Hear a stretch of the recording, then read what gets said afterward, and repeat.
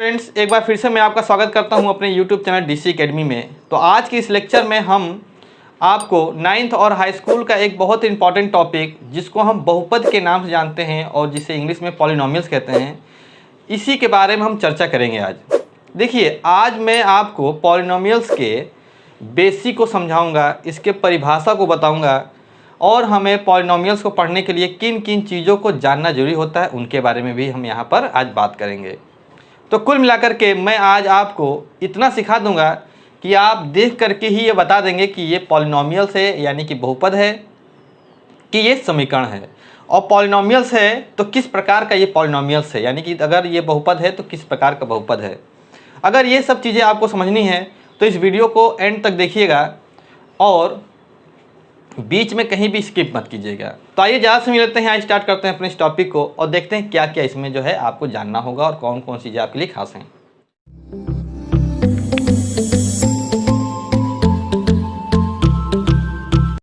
तो स्टूडेंट्स, हमको पढ़ना है बहुपद, जिसको इंग्लिश में कहते हैं पॉलिनोमियल्स।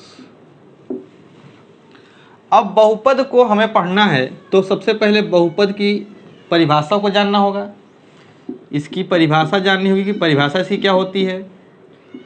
फिर हमको जानना होगा चर और अचर राशि किसे कहते हैं। फिर थोड़ा सा हम इसमें वास्तविक संख्याओं के बारे में भी बात करेंगे और उसके बाद भी हम एक चीज़ के बारे में बात करेंगे, समीकरण के बारे में। इन सब चीज़ों के बारे में हम जब जानेंगे तो ही हमको बहुपद अच्छी तरीके से समझ में आएगा कि बहुपद कहते किसे हैं। तो सबसे पहले हम ये बात कर लें कि बहुपद जो बना हुआ है वो बहु प्लस पद से बना है, यानी कि जिसमें बहुत से पद हों उसे कहते हैं बहुपद। तो बहुपद में एक से अधिक जो हैं पद हो सकती हैं। अब वो जो एक से अधिक पद होंगी उसमें चर प्लस अचर राशि होती है, उसमें चर और अचर राशि होती है, और चर और अचर राशि से मिलकर के बना हुआ जो व्यंजक होता है उसी को हम कहते हैं बहुपद। तो अब ये चर क्या है, अचर क्या है और ये वास्तविक संख्याओं मैंने क्यों लिखा है, फिर परिभाषा इसकी जानेंगे, फिर समीकरण के बारे में भी बात करेंगे। तो सबसे पहले हम देखते हैं कि चर क्या होता है। जैसे मान लीजिए आपके सामने कोई भी बीजीय व्यंजक लिखा होता है, अलजेब्रिक जो फंक्शन लिखा होता है आपके सामने।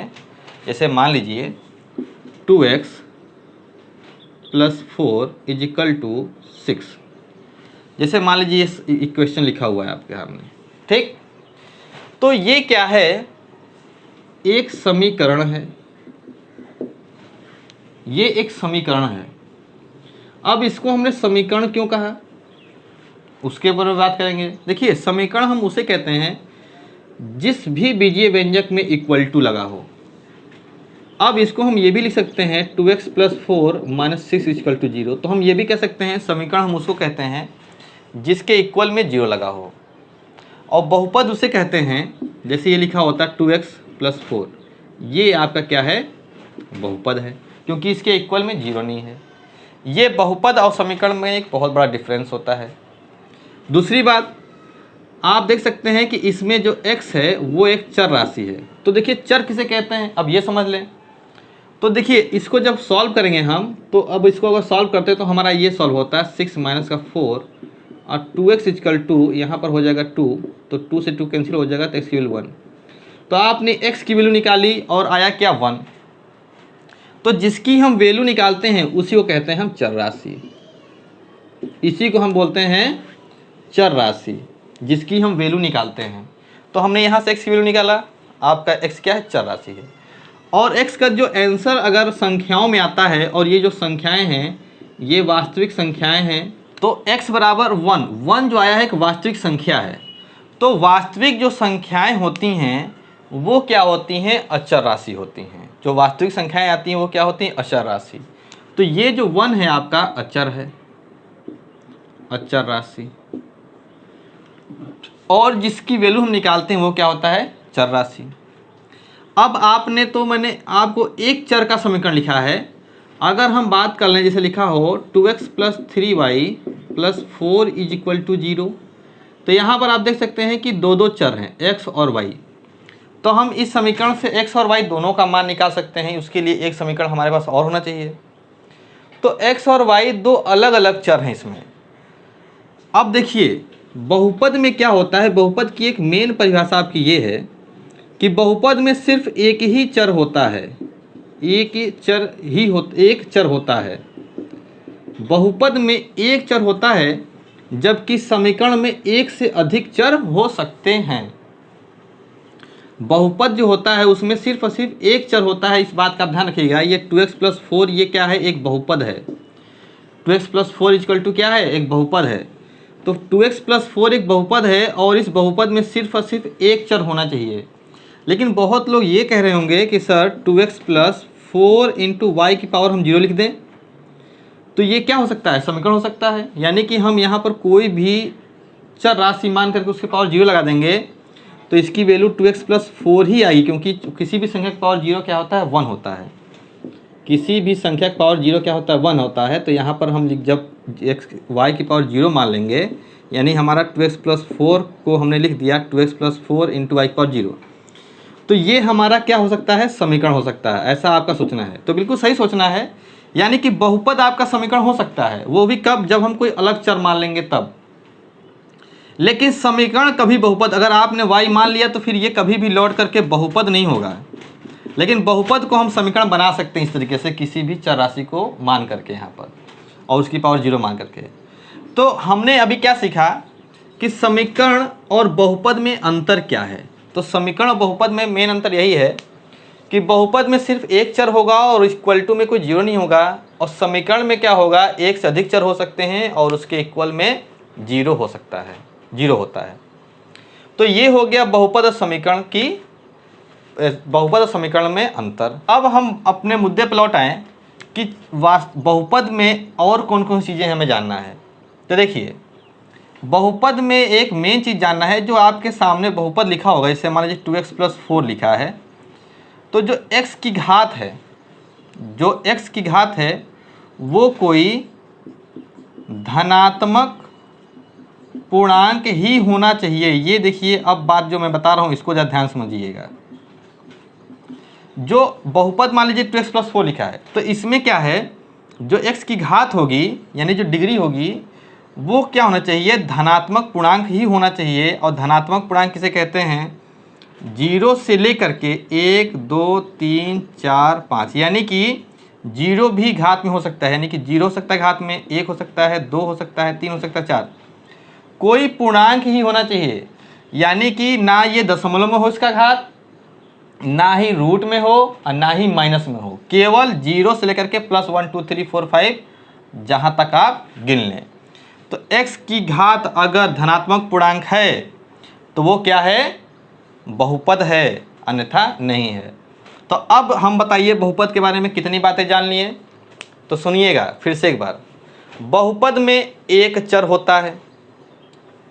नंबर दूसरी बात, बहुपद में क्या होता है, इक्वल टू में 0 नहीं होता है। नंबर 3 बात कि बहुपद में जो चर राशि होगी, या x हो यहाँ फिर या फिर y हो, कोई एक चर हो यहाँ पर होगी, उस चर की जो घात होगी वो 0 से लेकर के 1 2 3 4 डैश डैश डैश इन्फाइनाइट, यानी कोई धनात्मक पूर्णांक होनी चाहिए। इन तीनों बातों को आपको ध्यान में रखना है, इसी को कहते हैं बहुपद। तो देखिए बहुपद के उदाहरण, सबसे पहले हम लिखते हैं 0 भी एक बहुपद है, 1 भी बहुपद है, 2 भी बहुपद है, x भी बहुपद है, 2x भी बहुपद है, 2x² भी बहुपद है, x + 2 भी बहुपद है, x² + 2x भी बहुपद है। लेकिन अगर हम लिख दें √x, ये बहुपद नहीं है। जैसे लिख दिया जाए x² + √3x, ये बहुपद है। जैसे लिख दिया जाए x + 2√x, ये बहुपद नहीं है। तो देखिए बहुपद क्यों है और क्यों नहीं है, आइए जरा इसकी एग्जांपल जरा बात कर ले जाए। देखिए 0 को हम क्या लिख सकते हैं, देखिएगा आप 0 × x की पावर 0। देखिए 0 × x की पावर 0 हम लिख दिए। अब इसमें एक चर राशि आ गई, देखिए 0 इंटू एक्स की पावर 0, तो एक्स की पावर 0 हो जाएगा 1, अब 1 को 0 से करेंगे तो हो जाएगा 0। तो ये आपका एक बहुपद है। अब बहुपद क्योंकि इसमें एक ही चर है x, और x की जो घात है वो क्या है, 0 है, तो x की घात 0 हो सकती है। हम जरूरी नहीं कि यहाँ x माने, हम यहाँ पर कुछ भी मान सकते हैं, y भी मान सकते हैं, z भी मान सकते हैं, कोई भी एक चर राशि आप मान सकते हैं, इसलिए ये क्या है, बहुपद है। तो यहाँ पर हम 0 इंटू एक्स की पावर 0 मान लिए, तो ये एक बहुपद है। देखिए 1 को हम क्या कर सकते हैं, 1 इंटू एक्स की पावर 0, तो ये भी एक बहुपद है। 2 इंटू एक्स की पावर 0, ये भी एक बहुपद है, और एक्स की पावर यहाँ पर 1 है, तो ये एक बहुपद तो है ही है। तो बहुपद में एक पद भी हो सकते हैं और एक से अधिक भी पद हो सकते हैं, जैसे कि यहाँ पर आप देखिए x + 2, तो ये x + 2 में देखिए एक्स पावर 0, सॉरी एक्स की पावर 1 + 2, तो देखिए इसमें 2 पद हैं। अब चाहे तो यहाँ पर एक्स की पावर 0 भी ले सकते हैं, तो इसमें 2 पद हैं, तो ये क्या हो गया, तभी भी ये क्या है, बहुपद है। बहुत से पद हो सकते हैं बहुपद में, ये भी बहुपद है, इसी प्रकार से ये भी बहुपद है, ये भी बहुपद है x² + 2x, क्योंकि x की घात क्या है, 2 है, यानी कि दोनों की दोनों जो चर राशि इसमें दो, देखिए 2 पद हैं इसमें, एक पद ये और एक पद ये, तो दोनों की जो चर राशि क्या है, समान है।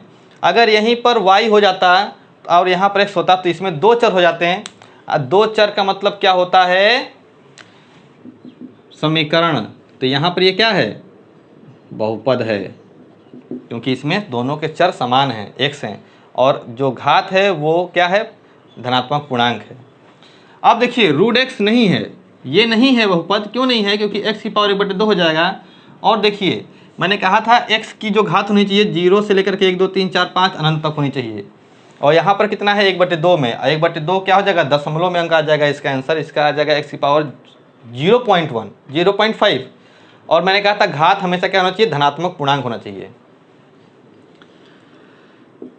अब देखिए इसमें क्या है, ये एक बहुपद है, क्योंकि x की घात 2 है और यहाँ x की घात क्या है, 1 है, और ये संख्या क्या है, इस संख्या से हमें नहीं मतलब है, ये संख्या एक अचर राशि है, ये एक वास्तविक संख्या है, लेकिन x की घात जो चर है, देखिए दोनों के चर समान हैं, और घात क्या है, एक धनात्मक पूर्णांक है, तो ये क्या है, आपका बहुपद है। तो ये देखिए यहाँ पर सारे बहुपद थे इस लाइन में, और ये नहीं था, और यहाँ पर देखिए, ये देखिए रूट के ऊपर, अगर x के ऊपर रूट आ गया तो ये बहुपद नहीं है। तो इस प्रकार से हम बहुपद के उदाहरण देख लिए कि किसे हम बहुपद कहते हैं और किसे हम समीकरण कहते हैं। अब बहुपद को देख करके ही आप पहचान सकते हैं कि क्या ये बहुपद है कि बहुपद नहीं है। तो आपको एक बात समझना होगा कि जो चर होना चाहिए वो समान होना चाहिए, और चर की घात 0 से लेकर के 1 2 3 4 से लेकर अनंत तक हो जाए, कोई दिक्कत नहीं है, वो सब के सब क्या है, बहुपद हैं। तो अब हम बात करेंगे बहुपद के प्रकार के बारे में कि बहुपद के कितने प्रकार होते हैं। तो अब आइए देखते हैं बहुपद के प्रकार और बहुपद की घात। तो सबसे पहले हम बहुपद की घात कर लें। जैसे मान लीजिए कोई भी व्यंजक दिया है, जैसे ये दिया है 2y² + 3, लिखा हो x की घात 3 + 2x, फिर दिया हो x की घात 4 + 4x², फिर लिखा हो x की घात 5 + 2x, कभी लिखा हो x की घात 3 + 1। तो आपके सामने ये सब के सब लिखे हुए जो पद दिए हैं, ये सब क्या हैं, बहुपद ही हैं। और बहुपद की घात किसे कहते हैं, देखिए जैसे कि इसमें अगर बहुपद की घात बताना है आपको, तो देखिए इसमें जो चर राशि की जो सबसे बड़ी घात है, तो सबसे बड़ी घात कितनी है, x की पावर 2, तो बहुपद की घात क्या हो जाएगी, 2। यहाँ पर देखिए घात 1 है, यहाँ पर घात 3 है, तो यहाँ पर घात की क्या हो जाएगी, 3। तो बहुपद की घात वही होती है जो सबसे बड़ी घात होती है, यानी कि इसमें जो चर राशि लिखी होगी उस चर राशि को देखना है जिसकी घात सबसे बड़ी हो, वही होगी बहुपद की घात। यहाँ पर बहुपद की घात कितनी हो जाएगी, 4, यहाँ पर बहुपद की घात 5, यहाँ पर बहुपद की घात 3। और जैसे मान लीजिए इस तरह से लिखा हो x + 2x³, यहाँ पर लिखा 2, तो यहाँ पर बहुपद की घात क्या हो जाएगी, 3, क्योंकि x जो चर राशि है उसकी जो सबसे बड़ी घात क्या है, 3, तो यहाँ पर बहुपद की घात हो जाएगी 3। तो बहुपद की घात उसको कहते हैं दिया हुए व्यंजक में अगर सबसे जो चर राशि होती है उसके ऊपर की जो सबसे बड़ी घात होती है वही उसकी क्या होती है, बहुपद की घात। अब जरा समझ लेते हैं बहुपद के प्रकार किसे कहते हैं, बहुपद के प्रकार कितने होते हैं। देखिए फिलहाल तो बहुपद के 4 प्रकार होते हैं, बहुपद के 4 प्रकार होते हैं। एक होता है रेखीय बहुपद, एक होता है द्विघात बहुपद, एक होता है त्रिघात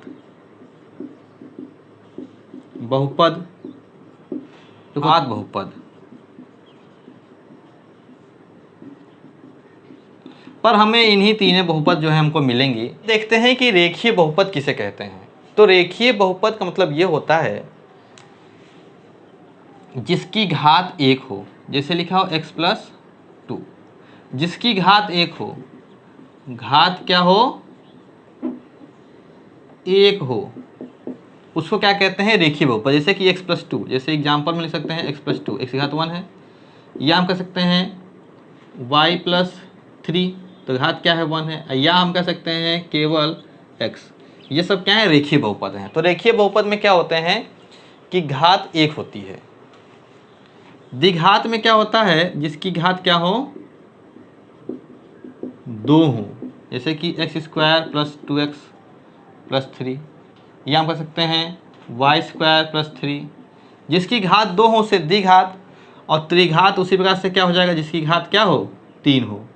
तो घात क्या हो, 3 हो। तो जिनकी घात 3 होता है उसे हम त्रिघात कहेंगे, त्रिघात बहुपद। जैसे x⁴ 2x² + x + 3 2, तो ये क्या है, त्रिघात बहुपद। उसी प्रकार चतुर्घात बहुपद क्या हो, जिसकी घात 4 हो, तो x⁴ फिर 2x² फिर 1, तो जिसकी घात क्या हो, 4 हो। तो देखिए रेखीय बहुपद जिसमें घातों की अधिकतम संख्या 1 हो, यानी 1 से बड़ी घात ना हो, द्विघात बहुपद 2 से बड़ी ना हो, त्रिघात बहुपद 3 से बड़ी ना हो, और चतुर्घात बहुपद जिसमें 4 हो, जिसकी घात 4 हो। तो ये हो गए बहुपद के प्रकार। 9th में क्या है, एक पदीय जो है बहुपद के बारे में वहाँ पर जिक्र किया गया। एक पदीय का मतलब जिसमें सिर्फ एक ही पद हो, एक ही पद, जैसे कि इसमें केवल x लिखा है। जैसे 2 लिख दिया तो ये 2 पदीय हो गया, 3 लिख दिया तो 3 पद हो गए तो 3 पदीय हो गया, 4 लिख गया तो 4 पदीय हो गया। तो 4 पदीय मतलब संख्याओं की जो उसमें जो पद हो उसमें 4 हो जाए। तो ये हो गया बहुपद के प्रकार, ये हो गया बहुपद की घात। तो आइए स्टूडेंट्स, अब हम देखते हैं कि किसी दिए गए बिंदु पर बहुपद का मान हम कैसे निकालते हैं। तो दिए गए बिंदु पर बहुपद का मान निकालना, उसको भी जरा सीख लें। दिए गए बिंदु पर बहुपद का मान निकालना, देखिए ये भी आपके सामने बहुत आया होगा। जैसे कि यहाँ पर लिखा होगा px = x² + 2x + 1, px = x² + 2x + 1। तो p का मतलब होता है पॉलिनोमियल, यानी कि एक पॉलिनोमियल दिया है px² + 2x + 1, और एक बिंदु दिया है x = 2। तो ये है आपका बिंदु। तो दिया गया बिंदु, देखिए दिए गए बिंदु x = 2 पर इस बहुपद का मान निकालना है। तो x = 2 पर इस बहुपद का मान निकालना है, तो हम क्या करते हैं, बिंदु x + 2 का मान हम इस बहुपद में क्या कर देते हैं, रख देते हैं।